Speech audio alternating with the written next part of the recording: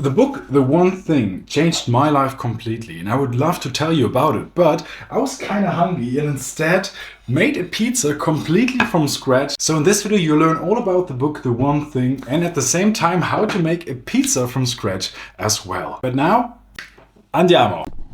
Take Sarah, for example. She's a student. She has 2 upcoming exams next week. She also has a super messy apartment and actually absolutely wants to clean the apartment. She has to do some non-urgent paperwork and actually also wants to meet with her friends and relax a bit. And this is like exactly like having all of these pizza ingredients right here in front of me. There's so many components and steps and ingredients that I have to actually incorporate, but the question is, where does it actually make sense to get started? And here's actually the most important thing that the one thing actually teaches us. In any situation, there's always one thing that will actually create the most impact, the most progress, and that will actually make everything else that follows way easier. With pizza making, the example is actually really easy. What is the one thing that will get me the closest to actually reaching my goal of having a finished pizza? And for Sarah, it's actually exactly the same thing. What is the one to do, the one task that will get her the most ahead in life at this given day? And this is what is so powerful about the concept of the one thing, because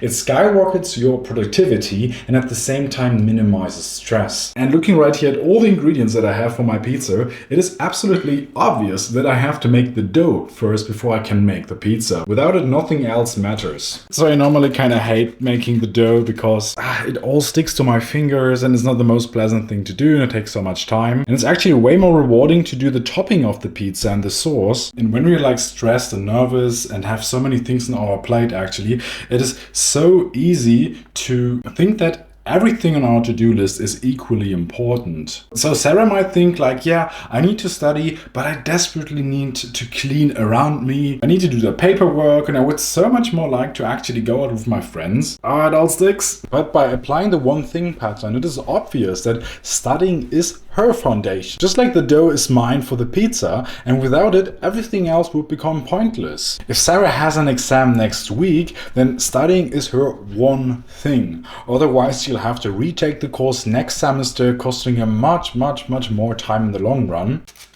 And this does actually bring us to the key point of the one thing. What is the one thing that by doing it will make everything else way easier or even unnecessary? I just made the dough, and this doesn't just make the other steps easier, it makes the other steps possible at all. Okay, and I will now let this one rise before I can do the other things. So, and here's actually how it works in practice. After I prepped my first one thing, it was prepping the dough, I asked, what is now the one thing that will make everything easier or even possible if I do it right now? And it's obviously to make the sauce and the toppings. For Sarah, the pattern works exactly the same way.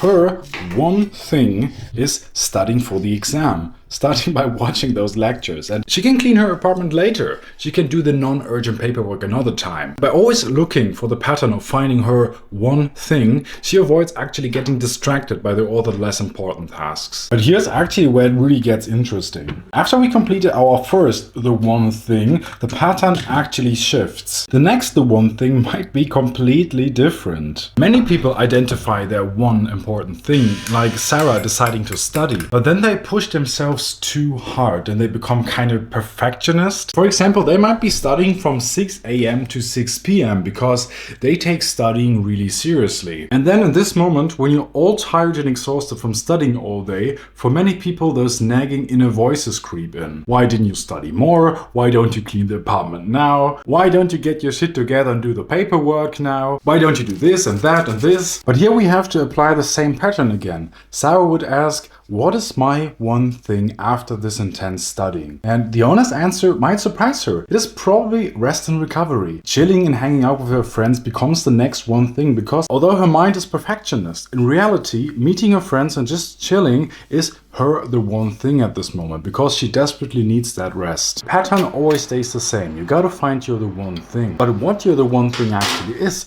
might change a lot. So now my pizza goes into the oven and I have a few minutes where I don't actively do anything with it. So I ask again, what's my one thing during this waiting period? And I think like just cleaning some dishes I've used and wiping down the counter is one of the best uses of this time right now. And similarly, after Sarah has done her main one thing of the day, which was studying, and her next one thing, relaxing with friends, she might find herself in the evening, just before she goes to bed, a small pocket of time, and applying that pattern again, she might think like, yeah, like quickly tidying her desk in her room and doing a small piece of the paperwork is her one thing for that moment. So in the end, she also tackled cleaning the apartment as well. And there it is, a beautiful pizza completely made by the one thing principle. And in order to actually increase your productivity and lower your stress, you can apply this mindset to so many things in your life. You need to identify the one thing that moves your life the most forward. You have to completely focus on that. Once that task is completed, you have to find your next one thing. And you can even apply this to small pockets of your time. So I really hope you found the one thing helpful, and if not, then you know a new pizza recipe by now. Thank you so much for watching, and hopefully see you next time. Enjoy.